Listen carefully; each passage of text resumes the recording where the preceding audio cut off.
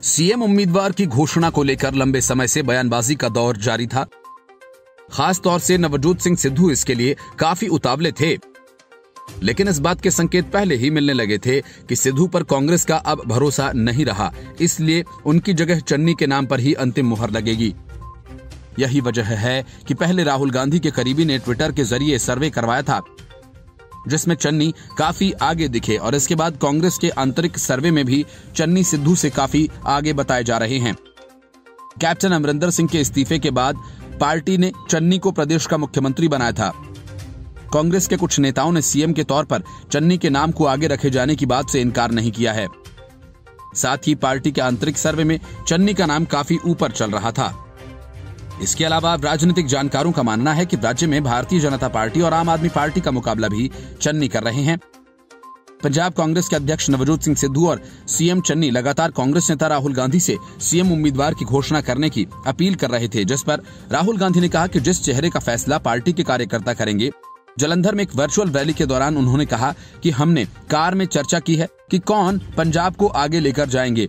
Media के लोग इसे सीएम उम्मीदवार कह रहे हैं।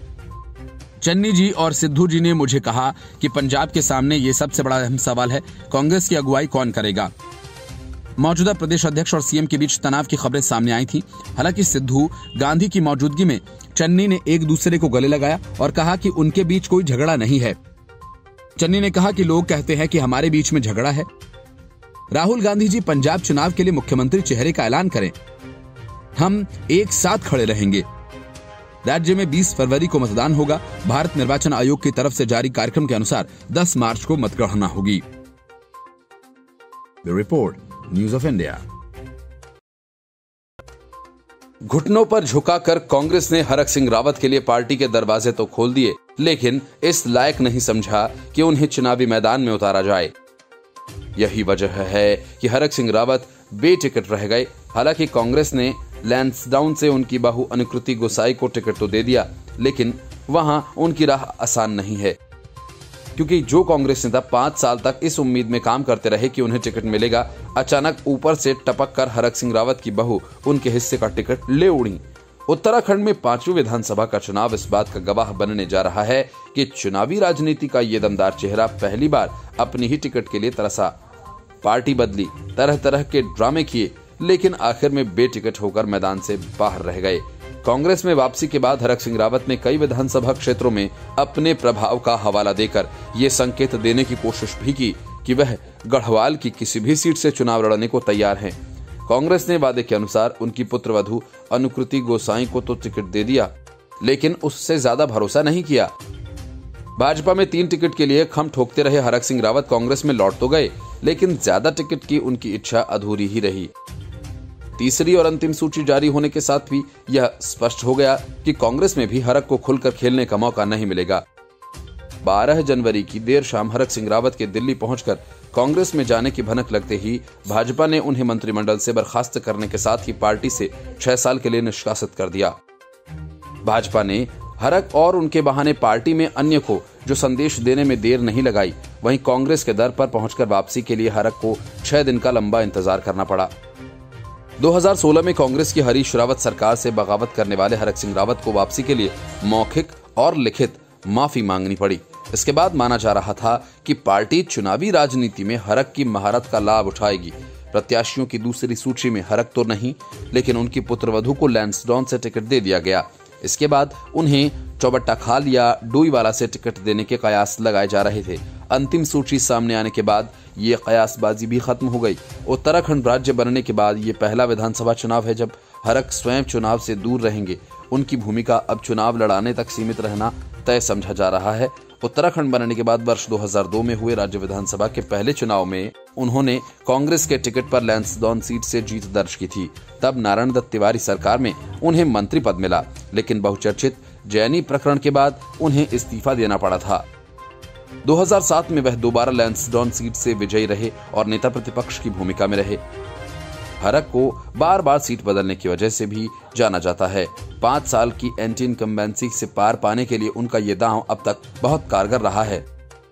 2012 के चुनाव में हरक ने सीट बदलते हुए रुद्रप्रयाग से चुनाव लड़ा और विधानसभा पहुंचे। वर्ष 2016 के राजनीतिक घटनाक्रम के बाद हरक कांग्रेस के 9 अन्य विधायकों के साथ भाजपा में शामिल हो गए थे। वर्ष 2017 के विधानसभा चुनाव में भाजपा ने उन्हें कोटद्वार सीट से मौका दिया और उन्होंने विजय प्राप्त की थी। Bureau report, news of India. Punjab Congress के प्रदेश अध्यक्ष नवजोत सिंह सिद्धू की सारी पोल पट्टी अब खुलने लगी है। सिद्धू की बड़ी बहन सुमन तूर द्वारा उन्हें क्रूर आदमी बताए जाने और मां और बहनों के साथ किए गए बर्ताव को लेकर गंभीर आरोप लगाए जाने के बाद अब नवजोत सिद्धू पर बिजली बिल के भारी भरकम बकाया का मामला सामने आया है। पंजाब की बिजली समस्या को खत्म करने और मुफ्त बिजली देने के वादों के बीच पता चला कि उन्होंने बहुत लंबे समय से अमृतसर स्थित अपने घर का बिजली बिल तक नहीं चुकाया है। सिद्धू ने 1-2 नहीं बल्कि पिछले 6 महीने का बिजली का बिल नहीं दिया है, इसलिए बकाया बिल बढ़कर अब 4 लाख से ज्यादा का हो गया है। नवजोत सिंह सिद्धू पर बकाया बिल 19 जनवरी 2022 को जारी किया गया था और इसमें बकाया राशि पर सरचार्ज और ब्याज भी शामिल बताया है। बताया जा रहा है कि उन्होंने अगस्त 2021 से बिल का भुगतान नहीं किया है। फिर भी Punjab state power corporation limited ने अभी तक सिद्धू के घर का बिजली कनेक्शन नहीं काटा है। हालांकि ये पहली बार नहीं है जब सिद्धू ने समय पर बिजली के बिल का भुगतान नहीं किया हो। जुलाई 2021 में भी उन्होंने ऐसे ही एक विवाद को जन्म दिया था जब PSPCL ने उन्हें 8,74,784 रुपए का बिल बिजली का थमाया था। पंजाब के मुख्यमंत्री चरणजीत सिंह चन्नी ने नवंबर 2021 में बिजली पर 3 रुपए प्रति यूनिट की कटौती की घोषणा की। वहीं सिद्धू भी राज्य में घरेलू ग्राहकों को 300 यूनिट मुफ्त बिजली का वादा भी करते रहे हैं।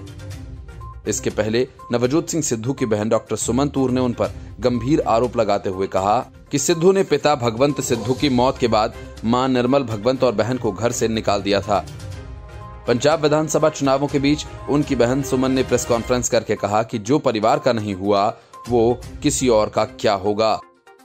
सिद्धू की अमेरिका में रहने वाली बहन डॉक्टर सुमन तूर ने प्रेस कॉन्फ्रेंस में रो रो कर बताया कि सिद्धू ने झूठ बोला कि मेरे माता पिता कानूनी तौर पर अलग हुए। सिद्धू उस वक्त अपनी उम्र 2 साल की बता रहे हैं, लेकिन वह सब भी झूठ है। सुमन तूर ने एक पुरानी तस्वीर दिखाते हुए पत्रकारों से ही पूछा कि क्या इसमें सिद्धू 2 साल का लग रहा है।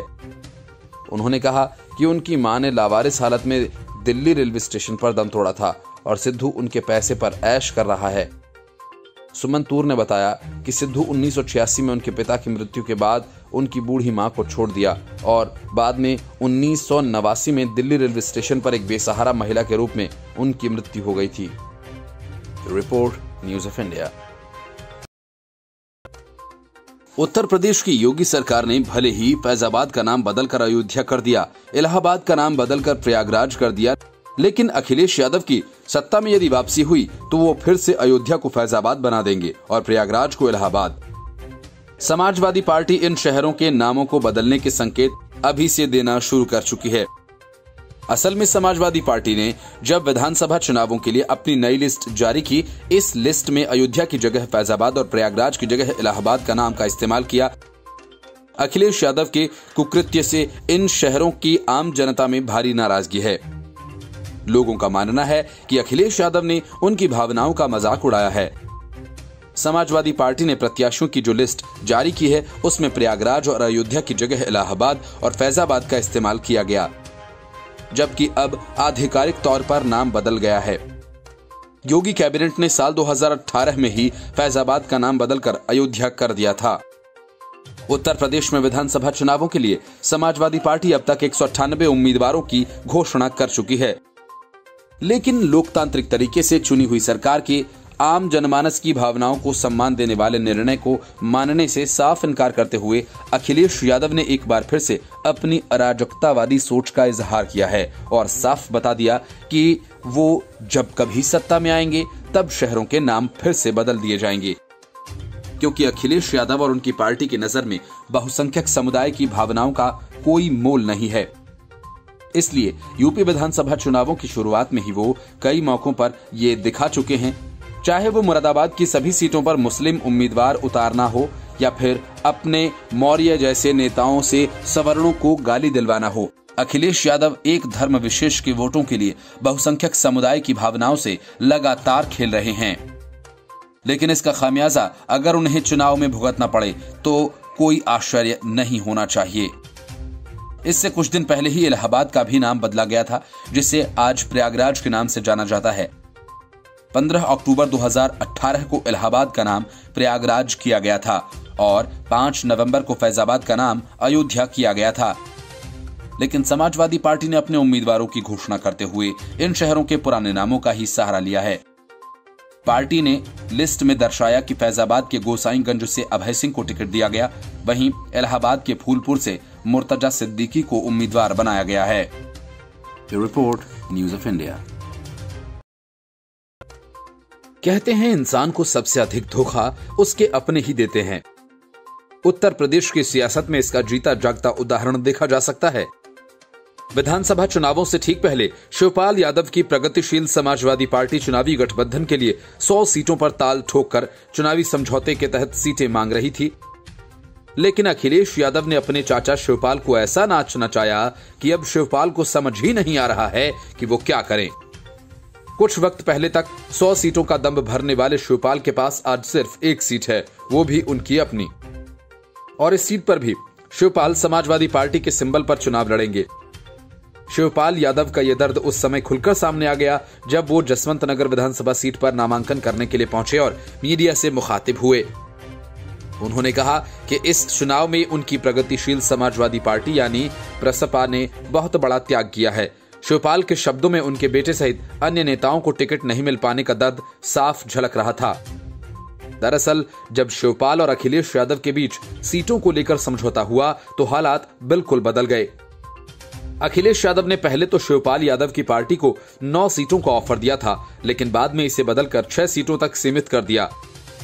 शिवपाल की प्रसपा को जो 6 सीटें ऑफर की गईं, उनमें गुन्नौर, जसवंत नगर, भोजपुर, जसराना, मुबारकपुर और गाजीपुर की एक सीट शामिल थी।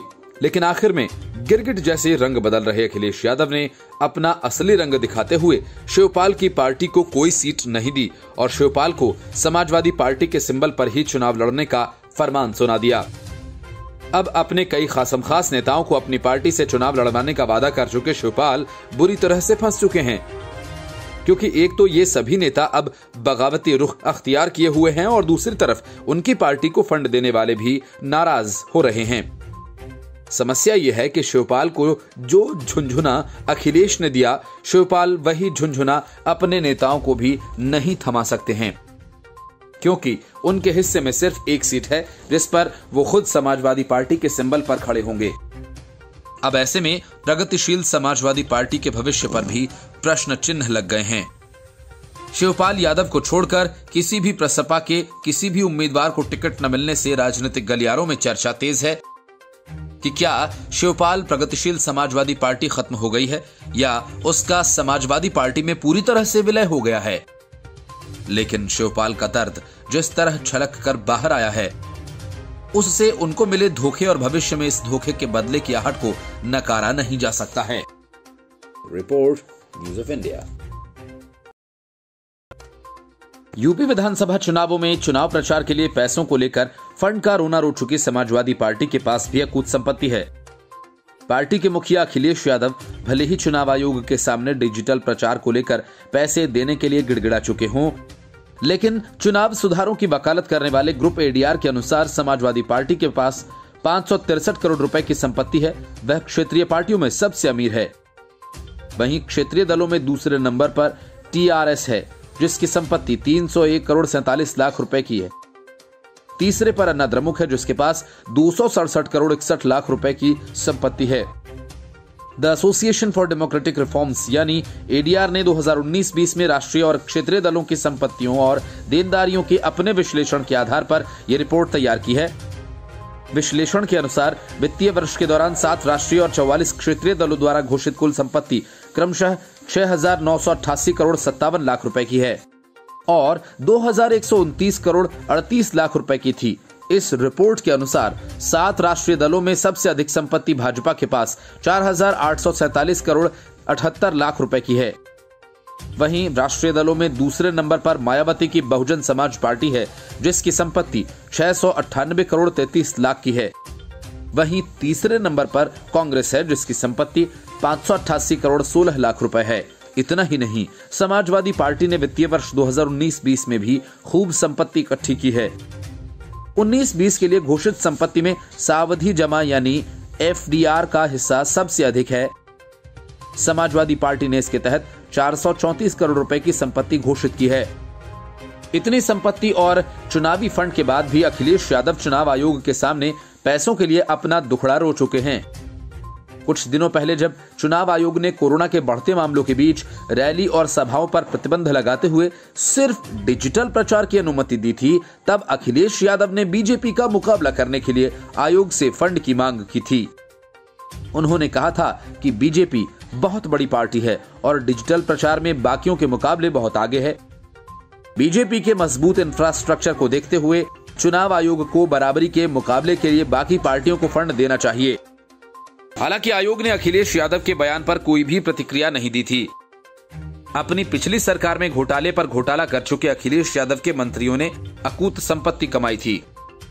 हाल ही में समाजवादी पार्टी के नेताओं के घर पड़ी आयकर रेड में इसका खुलासा हुआ, जब उनके नेताओं के घरों से सैकड़ों करोड़ रुपए कैश और सोना चांदी बरामद हुआ। Bureau report, news of India. Uttar Pradesh विधानसभा चुनावों में समाजवादी पार्टी अब अपने ही चक्रव्यूह में फंसती जा रही है। अखिलेश यादव ने जयंत चौधरी के साथ गठबंधन कर ये सोचा था कि शायद इससे जाट वोटर्स उनके साथ आ जाएगा और मुस्लिम जाट गठजोड़ के सहारे वो पश्चिमी यूपी की चुनावी बिसात में भाजपा को मात दे सकेंगे। लेकिन हो इसके ठीक उलट रहा है। पश्चिमी उत्तर प्रदेश में समाजवादी पार्टी और राष्ट्रीय लोकदल के उम्मीदवार कई सीटों पर एक दूसरे के ही खिलाफ राजनीति करने और चुनावी ताल ठोकने लगे हैं। कुछ सीटों पर गठबंधन के साथी को टिकट देने के बाद भी दूसरे दल की तरफ से दावा ठोका जा रहा है। विवाद इतना बढ़ गया कि मुजफ्फरनगर में जयंत चौधरी के साथ संयुक्त प्रेस वार्ता में अखिलेश को सामने आकर कहना पड़ा कि कुछ चुनिंदा सीटों पर भ्रम की स्थिति है और उसे 2 दिन में दूर कर लिया जाएगा। हालांकि खुद अखिलेश यादव भी जानते हैं कि भ्रम की स्थिति सिर्फ कुछ चुनिंदा सीटों पर नहीं, बल्कि पश्चिमी यूपी की पूरी बेल्ट में बन रही है। कहीं पर जाट इस गठबंधन से नाराज हैं, तो कहीं मुस्लिम ही इस गठबंधन के खिलाफ हो रहा है। विवाद की शुरुआत हुई चौधरी परिवार की विरासत कही जाने वाली बागपत के छपरौली सीट से। उसके बाद यह विवाद मथुरा की माट सीट तक जा पहुंचा। माट के बाद बिजनौर की सदर सीट पर भी समाजवादी पार्टी और राष्ट्रीय लोकदल पार्टी के प्रत्याशी आमने सामने आ गए।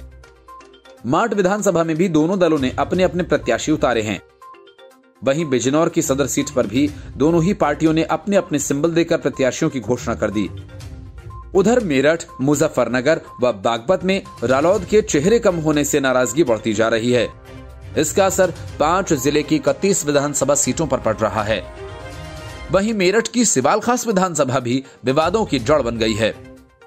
जयंत चौधरी जाट बाहुल्य सिवाल खास सीट पर जाट प्रत्याशी उतारना चाहते थे, लेकिन अखिलेश के दबाव में उन्होंने सपा के पूर्व विधायक गुलाम मोहम्मद को अपने सिंबल पर प्रत्याशी बना दिया।